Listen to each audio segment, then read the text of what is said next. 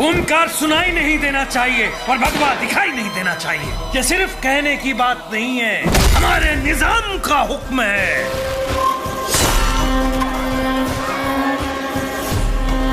अब हमसे क्या गलती हो गई सरकार? तू हिंदू पैदा हुआ, यही तेरी गलती है। इस्लाम कबूल कर ले, जिंदगी जन्नत हो जाएगी। लेकिन हमारा धर्म। क्या है तेरा धर्म?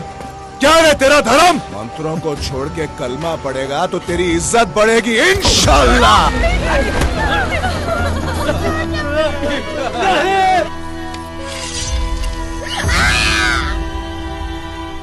कश्मीर में जो हिंदुओं का नरसंहार हुआ था उसके बारे में सबको पता था, लेकिन एक्चुअली में क्या हुआ था और किस इंटेंसिटी के साथ हुआ था इसके बारे में लोगों को पता नहीं था। जब द कश्मीर फाइल्स मूवी आती है उसके बाद लोगों को पता चलता है कि आखिर कश्मीर के अंदर हुआ क्या था, कैसे हुआ था, किस इंटेंसिटी में हुआ था, किस किस तरीके से हिंदुओं का नरसंहार किया गया था। कश्मीर के हिंदुओं को ये फील कराया गया था कि तुम्हारे लिए मरना ज्यादा आसान होगा यहाँ पे जिंदा रहने से। और कुछ इसी प्रकार की चीजें भी हैदराबाद के अंदर भी हुई थी जब हमारे देश को आज़ादी मिली थी उसके बाद, लेकिन इसके बारे में बहुत कम लोगों को पता था। और अब इसी के ऊपर एक फिल्म आई है रज़ाकर, और इसके बाद शायद लोगों को पता चले कि आखिर हैदराबाद के अंदर हिंदुओं के साथ क्या हुआ था, क्योंकि भाग्यनगर ए हैदराबाद के अंदर जो हिंदुओं के साथ हुआ था उसके बारे में लोगों को पता होना चाहिए। और आप लोग जानकर हैरानी होगी कि असदुद्दीन ओवैसी की जो पॉलिटिकल पार्टी है, जो कि अक्सर बयानबाजी करते हुए नजर आता है, हिंदुओं के खिलाफ बोलता है, उसकी जो पॉलिटिकल पार्टी है AIMIM, और रज़ाकर इसी AIMIM का एक हिस्सा हुआ करते थे और उसमें पे AIMIM का नाम हुआ करता था MIM। तो इस मूवी के ऊपर आज हम बात करेंगे और मैं आपको बताऊंगा कि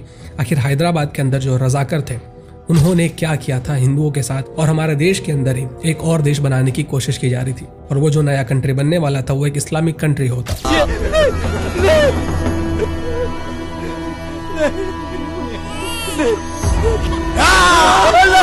अल्लाहू अकबर, बदलेंगे, धर्म बदलेंगे।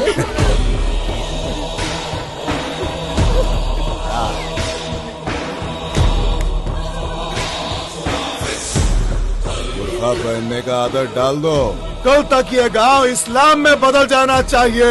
हर घर से अल्लाहू अकबर की आवाज आनी चाहिए। मकबूल का हाथ लग गया तो ये छोटी बच्ची जवान हो जाएगी। इस गांव के अब सारे मर चुके हैं। जो औरतें बची हैं अब उनसे निकाह करो और बच्चे पैदा करो, इससे हमारा खानदान बढ़ेगा। ऐश करो और हमारी तादाद को बढ़ाओ। जाओ।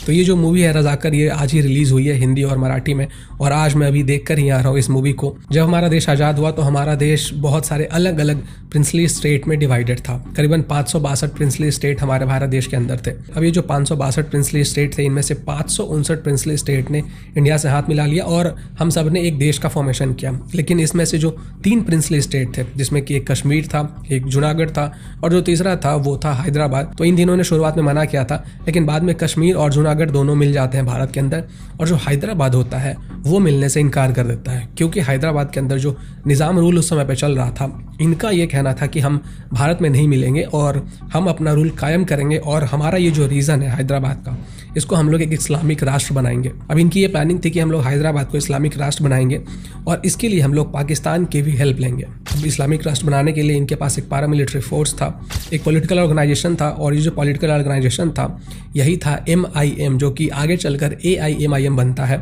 जो कि असदुद्दीन ओवैसी की पॉलिटिकल पार्टी है। और इसी का एक पार्ट हुआ करता था रज़ाकर। रज़ाकर एक पैरामिलिट्री फोर्स था जिसको कि MIM कंट्रोल करती थी, और ये जो रज़ाकर थे इनका मेन काम होता था कि जो लोग इस्लामिक राष्ट्र बनने में रोड़ा बन रहे हैं उनको मार दो या फिर उनको मना लो। और ये जो पैरामिलिट्री फोर्स था इसी को रज़ाकर कहा जाता था। इन लोगों ने अपने लोगों को ड्रेस पहनाए हुए थे, पुलिस की जैसे खाकी वर्दी पहनाई हुई थी, इनको बंदूक दिए हुए थे, इनको अलग अलग वेपन्स दिए हुए थे। और ये लोग क्या करते थे कि प्राइमरीली जो हिंदूज होते हैं उनको टारगेट करते थे, मारते थे, पीटते थे, उनको कन्वर्ट करने की कोशिश करते थे कि तुम कन्वर्ट हो जाओ, क्योंकि ये जो हमारा एरिया है हैदराबाद या फिर भागनगर का, इसको हम लोग कन्वर्ट कर देंगे इस्लामिक राष्ट्र में, और अगर तुम्हें यहाँ पे जीना है तो तुम्हें कन्वर्ट होना पड़ेगा। अपने मूवी के ट्रेलर में तो एक डायलॉग सुना ही होगा, ओमकार सुनाई नहीं देना चाहिए और भगवा दिखाई नहीं देना चाहिए।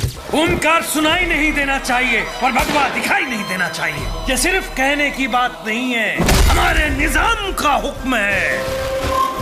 मतलब किसी भी तरीके से पूरी कोशिश की जा रही थी कि जो हिंदुओं का पॉपुलेशन है उसको खत्म कर दिया जाए और ये जो पूरा एरिया है इसको एक इस्लामिक कंट्री बना दिया जाए।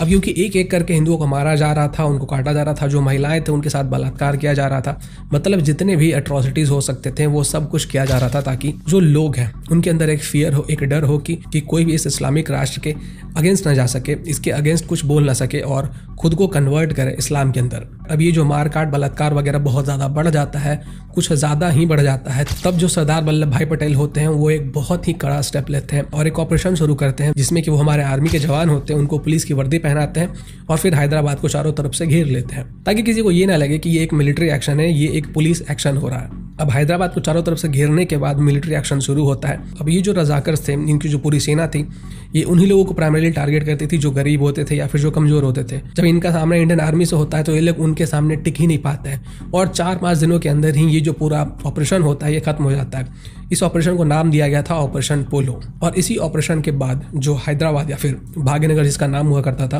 तो ये हैदराबाद भी हमारे देश के अंदर जुड़ जाता है। और ये जो रजाकर मूवी है ये इसी के ऊपर बेस्ड है कि किस तरीके से ये जो रजाकर्स थे इन्होंने अपना मिलिट्री बनाया हुआ था, इन्होंने हिंदुओं के ऊपर एट्रोसिटीज़ किए, मारकाट मचाया, बलात्कार किया, लोगों को कन्वर्ट किया, जो हो सकता था वो इन्होंने किया। अब ये जो रजाकर एट्रोसिटीज़ कर रहे थे इनको बहुत रेजिस्टेंस मिला था कुछ हिंदू गाँव से। कुछ ऐसे हिंदू गाँव थे जहाँ से कि बहुत सारे हिंदू युवा सामने आते हैं और इन रजाकर्स को मुंह तोड़ जवाब देते हैं, जैसे कि वीरा भैरप्पन पल्ली, पेरू मंडला संकेसा। और ये जो रजाकर ने एट्रोसिटीज़ किए थे, इन एट्रोसिटीज़ से कुछ लोग बच भी गए थे, जैसे कि एन मलैया और चिट्टी कोमलू। तो इन लोगों ने बाद में अपने एक्सपीरियंसेस शेयर किए, बताया कि आखिर रजाकर ने क्या किया था और फिर ये जो इन्फॉर्मेशन है वो लोगों तक पहुंचा। इस मूवी के अंदर इन लोगों के बारे में भी बताया गया है और उन विलेजेस के बारे में भी बताया गया जहाँ से बहुत सारे हिंदू योद्धा सामने आए थे और फिर बाद में जो हमारे मिलिट्री होती है वो इनको 72 हुरों तक पहुँचा देती है। अब ये जो हिंदुओं का नरसंहार हुआ था भाग्यनगर या फिर हैदराबाद के अंदर, तो इसके ऊपर एक मूवी आनी बहुत ज़रूरी थी क्योंकि जिस तरीके से कश्मीर फाइल्स आने के बाद लोगों को एक्चुअली में पता चला कि आखिर एक्चुअली में कश्मीर के अंदर क्या हुआ था, वैसे ही लोगों को पता चले कि आखिर भाग्यनगर या फिर हैदराबाद के अंदर हिंदुओं के साथ क्या हुआ था। और इसको लोग सालों सालों तक याद रखेंगे और इसको भूलेंगे नहीं, क्योंकि जो अपने इतिहास से नहीं सीखता है वो इतिहास में ही कहीं ना कहीं गुम हो जाता है। इस मूवी के माध्यम से लोगों को ये बताना बहुत ज़रूरी है कि हमारे इतिहास में ऐसी भी चीज़ें हो चुकी हैं जिनको मिटाने की पूरी कोशिश की गई, लेकिन लोग मिटा नहीं पाए क्योंकि समय समय पर लोग इसको याद दिलाते रहे। इस मूवी के अंदर जो आपको कैरेक्टर्स मिलेंगे वो बहुत बोल्ड मिलेंगे, जो डायलॉग्स मिलेंगे वो भी बहुत बोल्ड मिलेंगे और जिस तरीके से मूवी का प्रोडक्शन किया गया है, मूवी के अंदर जो छोटी छोटे डिटेल्स होते हैं उसके ऊपर भी ध्यान दिया गया है।